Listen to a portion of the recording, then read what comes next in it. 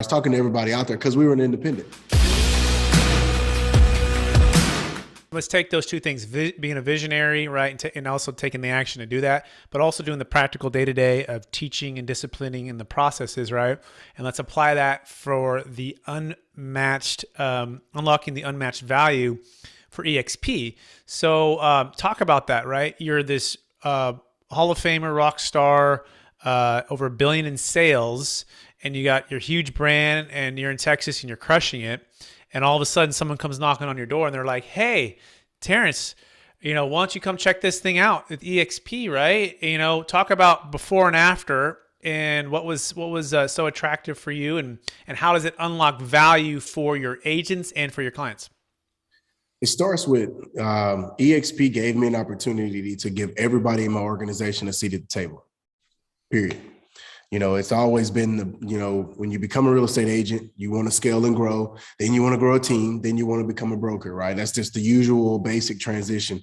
But as the broker, I didn't have a way to give them equity. I didn't have a way to give them rev share. I didn't have a way to help them build their organization. And that model, when I really sat down and studied it, because years ago, Elizabeth Riley, Brent Grove, Gene Frederick, all of the Hall of Fame people called me. And I even had friends that started going over, Kyle Wiesel, a couple other independent brokers that I knew, just being a top broker in the state. But when I, looked at everything, at that time when I made the decision, I was talking personally with Gary Keller. I was talking to Compass. I was talking to Berkshire. I was talking to everybody out there because we were an independent. But the model of being able to give those revenue streams and the equity in the way that you can help other people have a seat at the table. Once I saw that model, it's second to none. Yeah, and as a part of eXp Commercial myself, I had a not as big of a luxurious career with an independent brand, but I was at Marcus and Millichap, and I remember giving 50% away of the commissions, not having a seat at the table, not getting any stock, not getting any revenue share, right? Not being on the right side of the quadrant. If you study the rich dad, poor dad model, right? Business owner, investor versus just W-2 employee or self-employed. And when you understand that and it clicks, it's like nothing you've seen before. But it took me a while to even, take let's say have an open mind or take my pride off or the false beliefs that I had in my mind. But what was you said you were talking to these people, they're all calling you. These guys are all Hall of Famers in their own right? But what was it that finally, what did you have to do in order to I guess, become a believer, if you will?